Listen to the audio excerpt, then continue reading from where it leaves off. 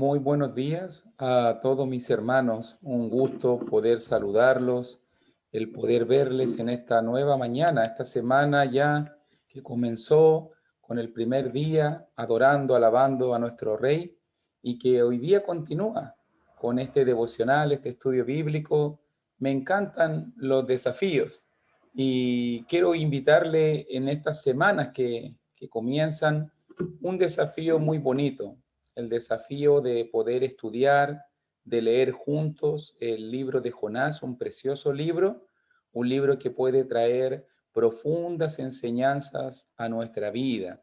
La historia de este profeta es trascendental y hay muchos aspectos que podemos enfocarnos en cuanto a la misión, en cuanto al huir de la presencia de Dios, el arrepentimiento, la oración, la actitud que tomamos cuando vemos a la gente que se convierte, todas esas cositas, detalles que están aquí en este precioso libro, vamos a estar observándolas cada día lunes, cada día jueves, al mismo horario, vamos a estar estudiando. Así que la idea es trabajar así, con un libro, orientaditos, y cada uno va a saber cómo vamos avanzando en el mismo. Pero hoy día vamos a hacer una pequeña introducción, solamente vamos a hacer una pequeña introducción y por lo menos por dinámica creo que ha resultado muy bien de que podamos presentar una lección de 40, 45 minutos y después de esto, cuando oremos, quede el momento para las preguntas. Así que si usted tiene una pregunta, si usted quiere, lo podemos ver al final de la lección, al final de este estudio. Así que voy a compartir pantalla, mi hermano, si me puede habilitar, por favor, para poder compartir pantalla por esta única vez, se lo agradecería mucho. Pero esa va a ser la dinámica que vamos a estar teniendo de estudio con preguntas. La primera pregunta que vamos a estar haciéndonos es, ¿quién es este hombre? Bueno, vamos a compartir pantalla para hacerlo más ágil.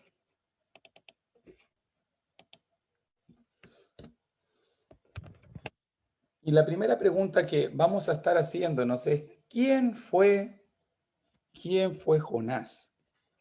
Y note bien, Jonás, su nombre significa paloma. Y por lo que nos dice aquí el texto bíblico, Jonás 1:1, nos dice que es hijo de Amitai, que significa veraz. Yo estuve revisando y hay una referencia histórica de Jonás allí en Segunda de Reyes. Si quieres acompañarme, si tienes tu Biblia a mano, y en Segunda de Reyes, capítulo 14, versículo 25, mire cómo dice la Escritura: Él restauró los límites de Israel desde la entrada de Hamad hasta el mar de Araba. Por si acaso está hablando de Amasías, hijo de Joás, rey de Judá. Conforme a la palabra de Jehová, Dios de Israel, la cual él le había hablado por su siervo Jonás. Ahí aparece, su siervo Jonás, hijo de Amitai, o sea, la misma persona. E incluso este pasaje nos agrega su lugar de origen, porque dice profeta que fue de Gad Efer, si usted se fija muy bien. Como dice la diapositiva, Gad Efer era una villa localizada a unos 3 kilómetros al noreste de Nazaret. Por si acaso Nazaret tiene que ser Galilea, para que lo vemos. Entonces, Jonás aparece como un personaje histórico, ya recordado en los tiempos de los reyes, por ejemplo, por Amasías, como lo citábamos, y que obviamente era consejero de ese rey y lo ayudaba con la palabra de Dios. Este pasaje también nos ayuda a ponerle una fecha. Si usted mira el tiempo, una fecha a la vida de Jonás, y normalmente se sitúa el ministerio de este profeta alrededor del reinado de Jeroboam II. Aproximadamente puede ser posible del 793 al 753 en tiempo del profeta. Eso más o menos fue el tiempo de su ministerio, por la referencia histórica de Segunda de Reyes 14:25. Tiene que haber estado vivo en ese tiempo y desarrollar su ministerio en ese tiempo aproximadamente. Recuerde el dato, 793, 753, porque esto va a ser un dato muy importante para nuestro contexto.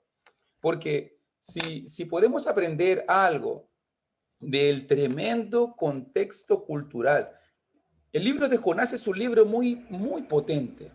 El libro de Jonás nos presenta un tremendo contexto cultural. Fíjate bien que cuando nosotros vemos esta historia tan conocida de que Jonás huye, de que él va al barco, de que incluso pide y prefiere morir, que lo lancen al mar y no ir a predicar a los ninivitas, muchos se preguntan, ¿y por qué? ¿Por qué Jonás odiaba tanto a los de Nínive? ¿Por qué odiaba tanto a los asirios? Y por si acaso, durante varios años, en el tiempo de Jonás y mucho antes, los reyes de Asiria pelearon y asediaron al reino de Israel. Miles murieron o fueron deportados y el odio hacia Siria se incrementaba día a día. ¿Te acuerdas el dato? 793, 753. Bueno, en el año 721, muy cerquita de allí, algunos años después de Jonás, Salmanasar, rey de Asiria, sitió y destruyó el reino de Israel. Destruyó las 10 tribus, el reino del norte. Lo destruyó y envió a la deportación. Y si usted se fija, el reino del norte tenía como capital Samaria, y después de eso él sacó a la gente, la deportó, la destruyó y la mezcló, y después por eso viene la raza mixta de los samaritanos en tiempo de Jesús. Y si usted se fija, ¿cómo los judíos no van a odiarlo?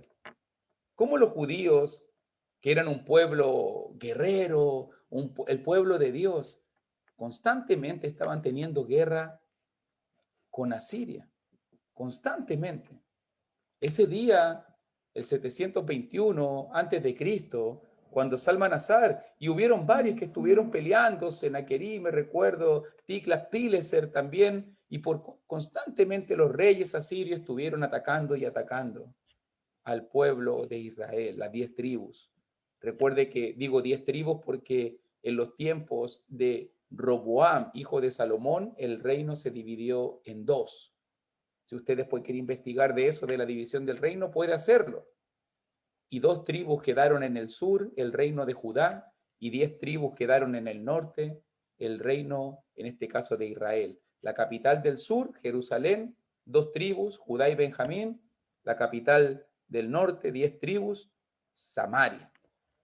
Samaria. Esa, ese país, ese reino, el reino del norte, fue destruido el año 721 porque ellos se alejaron de Dios y fue Asiria el encargado de castigar al pueblo de Dios. Entonces, imagínese y haciendo estas implicaciones, por lo mismo, si usted se fija, en un sentido es entendible, había mucho odio, había mucho prejuicio, Jonás sentía muchos sentimientos negativos hacia los asirios, porque Asiria era el reino que asediaba y quería destruir a Israel. Y ahora Dios le dice, Dios le pide, ve a predicar a Nínive, ve a predicarle al reino que quiere destruir a tu nación. ¿Qué harías tú? ¿Qué haría yo? El prejuicio y odio entre Israel y Asiria era como que si hoy día alguien por ahí dijera, en tiempos de la guerra del Golfo Pérsico, enviaran a un soldado norteamericano a predicarle a Saddam Hussein. Es como en el tiempo de la Segunda Guerra Mundial, se hubiesen mandado a alguno de los aliados a predicarle a Adolf Hitler. Nadie va a querer ir a una misión como esa. Nadie va a querer ir. Por eso vemos que Jonás es capaz de pedir la muerte o dejarse morir en vez de ir a predicar a Siria. Prefería que lo lanzaran al mar, prefirió pedirle a Dios que le quite la vida. pero no ir a predicar, e incluso prefirió ver que la ciudad fuese destruida y no quería la salvación de Nínive. Nota muy bien porque esto, el contexto cultural, el tiempo donde se desarrolló esta historia, que era un periodo de guerra, de asedio constante de Asiria, de la renuencia de Jonás de ir a predicar y todo esto, nos va a llevar entonces al propósito del libro. ¿Cuál es el tema realmente del libro? ¿Cuál es el tema general que vemos en estos 4 capítulos? Y por lo menos hay un pasaje que para mí, cuando yo lo leo, digo, claro, este realmente es tu tema, Dios. Esto es realmente lo que tú quieres, Señor. Y si tú miras allí, por ejemplo, en Jonás, capítulo 1, versículo 14, mira lo que dijeron. Mira lo que dijeron los marinos en el barco. Y dice allí Jonás 1:14, entonces clamaron a Jehová y dijeron, te rogamos ahora, Jehová, que no perezcamos nosotros por la vida de este hombre, ni ponga sobre nosotros la sangre inocente, porque tú, Jehová, has hecho como has querido. ¿Qué podemos aprender en el libro de Jonás? La soberanía absoluta de Dios. Dios hace lo que quiere, Dios hace lo que quiere, con quien quiere, como quiere y cuando quiere.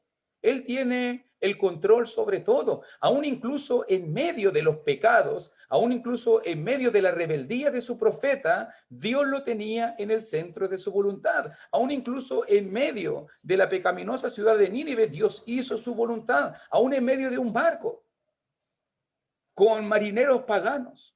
Dios hizo su voluntad. Aún en medio de nuestras vidas y nuestras decisiones, Dios hace lo que quiere. Tú has hecho como has querido. Qué maravillosa perspectiva es enfrentar la vida tomado de la mano del Dios de control. Estos hombres lo están entendiendo ahora. Estos hombres ahora van a ofrecer un sacrificio. Vamos a ver esa historia más adelante. Cómo estos hombres cambiaron y se convirtieron. Pero en sus palabras dicen mucho de lo que realmente es el objetivo, con el pez, con el arrepentimiento de la ciudad y cada uno de los aspectos que están sucediendo, Dios nos muestra su control absoluto sobre el mar, control absoluto sobre el viento, control absoluto sobre el pez, control absoluto sobre Nínive, control absoluto sobre su profeta. Dios tiene el control absoluto. Jonás pensaba que huía, Jonás pensaba que iba hacia allá, los ninivitas pensaban que hacían esto, pero al final todos estaban en el centro de la poderosa mano de Dios. Qué tremenda historia de salvación. El profeta renuente, el profeta que no quiere ir a la misión, el profeta que piensa que huye, el profeta que cree que se aleja y se aparta de Dios y no se daba cuenta que estaba yendo en la dirección exacta. Él era el barco y había puesto sus velas pensando que huía de Dios y el viento de Dios lo estaba llevando exactamente al lugar donde tenía que ir. Ese es el tema general que vemos por toda esta carta. Y sobre todo, fíjese pensando en la idea central, la idea que más se va a repetir, la idea que más se va a estar destacando dentro de este punto de la soberanía de Dios, del control de Dios. Mírelo ahí también. Y por lo menos yo lo miro en todo el libro, por ejemplo, cuando se habla en versículo 6 y la tripulación, el patrón de la nave, le dicen a Jonás, a ese flojo que estaba durmiendo, le dicen, clama a tu Dios, quizás él tendrá compasión. Compasión. Dios, el Dios de compasión. Después también nos va a decir en el versículo 8 del capítulo 2, también los que siguen vanidades ilusorias, su misericordia abandonan, la misericordia, la compasión de Dios. Después de eso también nosotros vemos la compasión de Dios cuando se arrepiente del mal, capítulo 3, versículo 10. Pero sobre todo, míralo ahí, que está en la diapositiva. Capítulo 4, versículo 2. Y oró a Jehová y dijo, ahora, oh Jehová, ¿no es esto lo que yo decía estando aún en mi tierra? Por eso me apresuré a huir a Tarsis, porque sabía yo que tú eres Dios clemente y piadoso, tardo en enojarte y de grande misericordia, y que te arrepientes del mal. ¿Te das cuenta? Después Dios interviene. Versículo 11, aquí encontramos la idea central. En el capítulo 4 vamos a encontrar la idea central de este libro, y en versículo 11 Dios le dice a Jonás: y no tendré yo piedad de Nínive, aquella gran ciudad donde hay más de 120,000 personas que no saben discernir entre su mano derecha y su mano izquierda, y muchos animales. ¿Te das cuenta la idea que se va repitiendo? Piedad, misericordia, clemencia, compasión, el Dios que se arrepiente del mal. Ese es el punto, el tema central que Jonás nos quiere mostrar. ¿Quieres aprender de un libro que nos muestre la misericordia de Dios manifestada, que nos muestre al Dios clemente? ¿Cómo puede ser Dios clemente? Claro que sí. Dios salvó a la multitud del barco. Dios tuvo misericordia de la ciudad de Nínive. Dios tuvo misericordia de Jonás en el vientre del gran pez. Dios tiene misericordia de todos. Dios tiene misericordia de todos.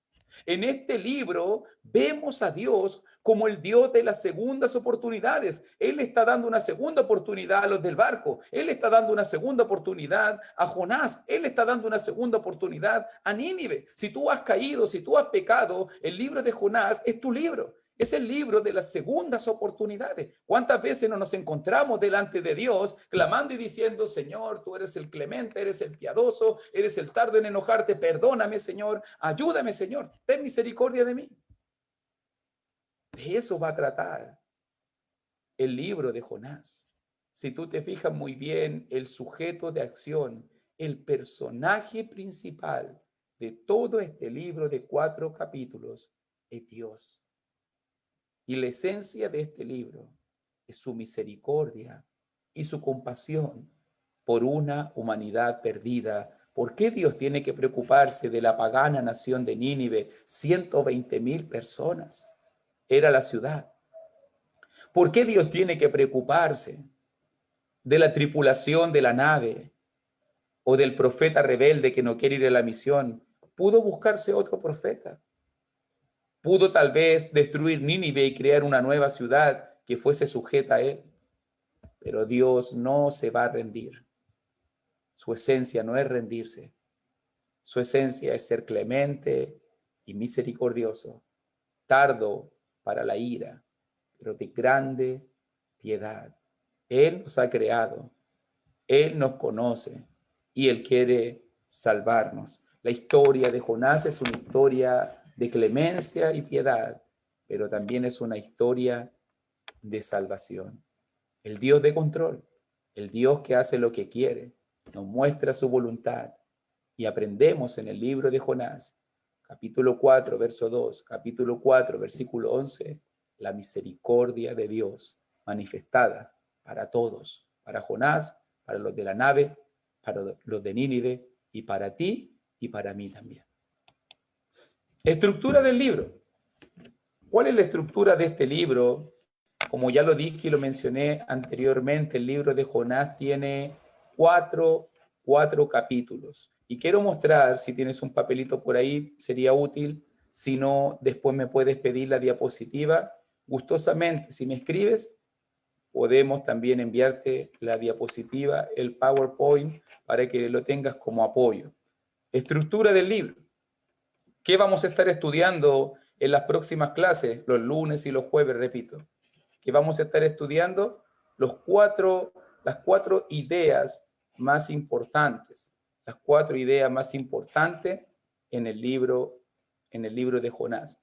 Fíjese muy bien. Capítulo número 1, diciéndolo de esta manera. El profeta que huye de Dios. ¿Qué vamos a aprender en el capítulo 1? Dios tiene control absoluto sobre todas las cosas, como ya lo leímos. Dios nos enseña su poder y su control con el mar, capítulo 1, versículo 4, con el viento, capítulo 1, versículo 4, e incluso con el gran pez que Él crea.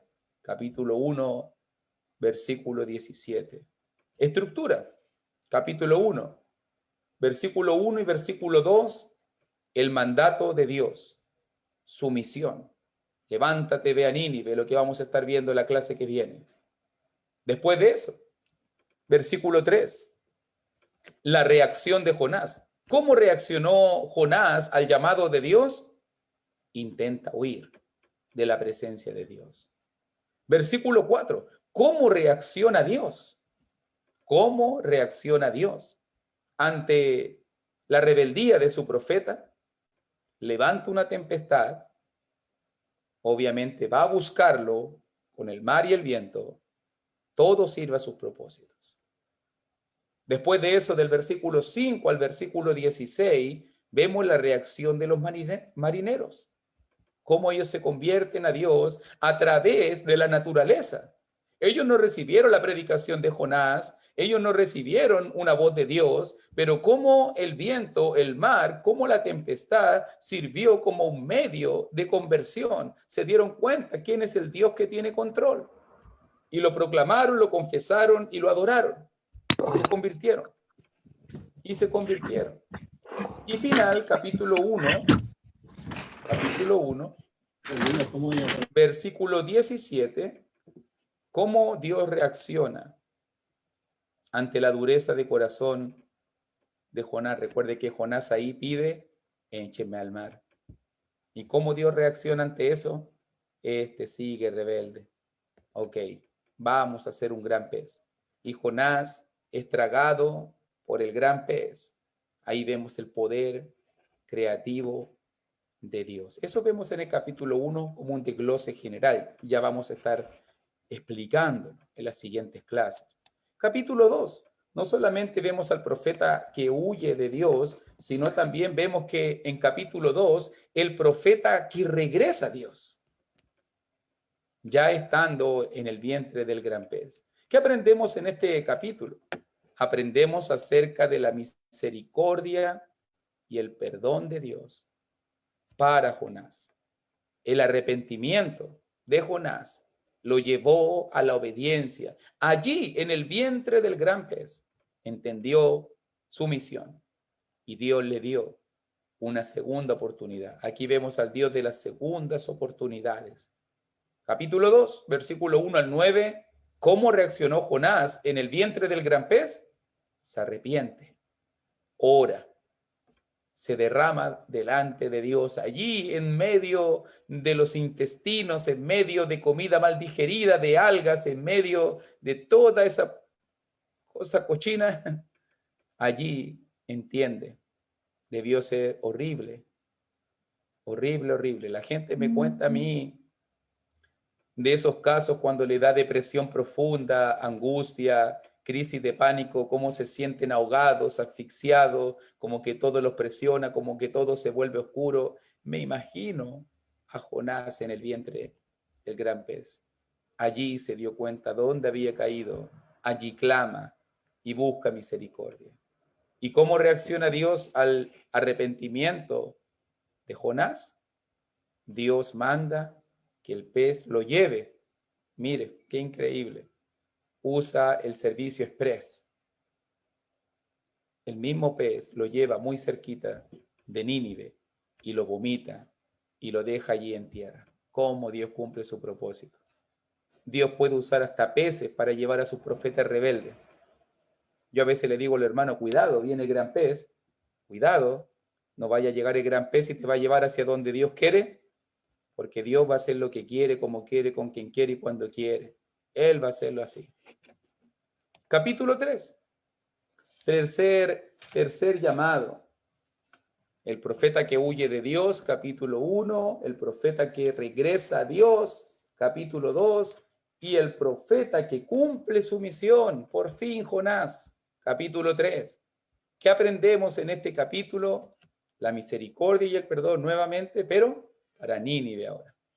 El Dios de las segundas oportunidades. Si usted lo mira muy bien, vemos allí ahora la reacción de Jonás. Está en la playa, está lleno tal vez de jugos gástricos, de vómito.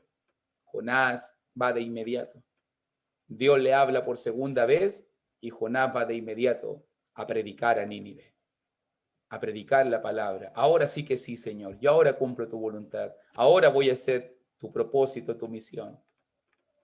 Bueno, no esperes cumplir la misión de Dios vomitado en una playa, ¿cierto? No esperes de que Dios te lleve a una playa y te vomite en el pez para cumplir realmente la misión. De eso vamos a estar hablando en el capítulo 3. Y fíjate cómo reaccionó la ciudad a la predicación de Jonás. Es para mí maravilloso que yo me sorprendo por las predicaciones de Pedro cuando predicó en el día de Pentecostés y 3.000 personas se convirtieron y se bautizaron. Me sorprendo por Pedro y Juan en el pórtico de Salomón con 5.000 varones. Pero qué increíble y qué maravilloso que la historia de salvación más grande que hay en la Biblia fue hecha por el profeta que no quería ir, que estaba arrancando. Y 120.000 personas se convirtieron. Hasta los perros, hasta los animales se convirtieron. Le pusieron silicio, le pusieron señal de luto y de arrepentimiento. ¿Cómo reaccionaron los ninivitas a la predicación de Dios? Los ninivitas se arrepienten y se convierten al Dios vivo y verdadero. 120.000 personas se convirtieron. Qué tremenda historia de salvación. Jonás fue a predicar y Dios fue propicio con él y lo ayudó. Cuando Dios vio que 120.000 personas se convirtieron, entonces Dios no destruye Nínive. Le da una segunda oportunidad. Tengo que decírtelo, sí, tengo que decírtelo para ser honesto con la Biblia. Nínive al final fue destruida.